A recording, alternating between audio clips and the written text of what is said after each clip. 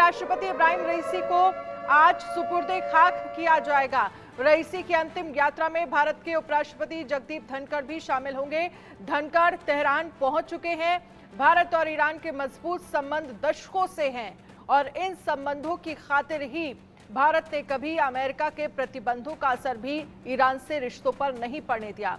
रईसी की अंतिम यात्रा में रूस के राष्ट्रपति पुतिन भी शामिल होंगे। इब्राहिम रईसी का निधन बीते रविवार को एक हेलीकॉप्टर क्रैश में हो गया था। इस क्रैश में इब्राहिम रईसी के अलावा ईरान के विदेश मंत्री, गवर्नर और सभी क्रू मेंबर्स की मौत हो गई थी। भारत में इब्राहिम रईसी के लिए दुआएं मांगी जा रही हैं। हालांकि लखनऊ में भी शिया समुदाय ने रईसी के लिए दुआ की है।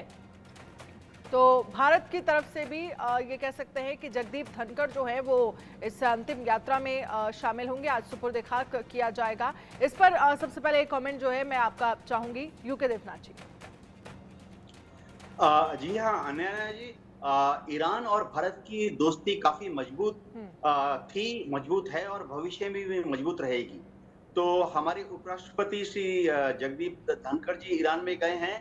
ये दर्शाता है कि इस दुख की क्षण में भारत भी ईरान के साथ है और भविष्य में भी भारत और ईरान की जो दोस्ती है वो और प्रगाढ़ होने वाली है।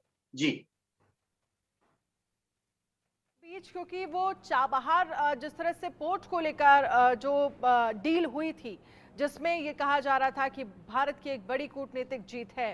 पीके सहगल जी, क्या उस डील को लेकर अब आपको क्या संभावनाएं नजर आ रही हैं और अब क्या लग रहा है कि वो डील आगे रहेगी? क्योंकि एक बड़ा, एक तरह से कह सकते हैं कि एक बड़ा स्टैंड जो है, या कह सकते हैं कि एक बड़ा स्टिक जो है वो चाबहार पोर्ट को लेकर, जो ईरान और भारत की दोस्ती जिस तरह से आगे बढ़ रही थी और जो संबंध जो है वो अच्छे लेवल पे, अच्छे ट्रैक पर आगे चल रहे थे, क्या अब वो उसी तरह से चलते हुए दिखेंगे?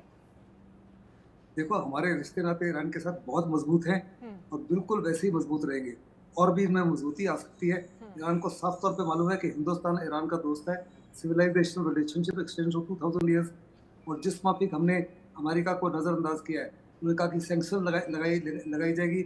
हमने कहा हम वही करेंगे जो हमारे हित में, जो ईरान के हित में। चाबहार हमको कनेक्टिविटी देता है अफगानिस्तान के साथ में, यूरेशिया के साथ में, सेंट्रल एशिया के साथ में, रशिया के साथ में, और इससे बहुत जबरदस्त फायदा है।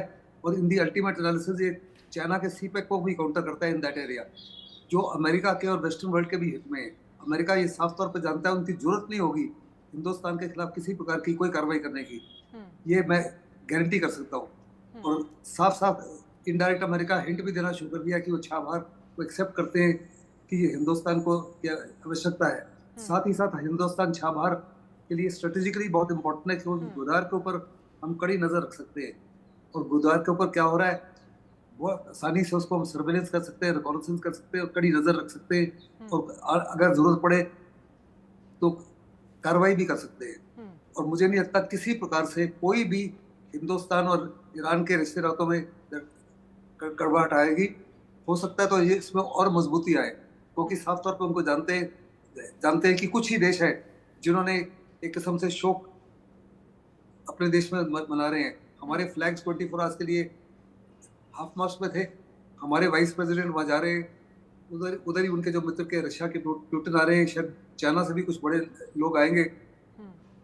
लेकिन ये साफ तौर पे दर्शाता है कि हिंदुस्तान जो है ईरान को बहुत ही इम्पोर्टेंट नेशन समझता है, इररिस्पेक्टिव ऑफ वेस्टर्न सैंक्शंस और अदरवाइज।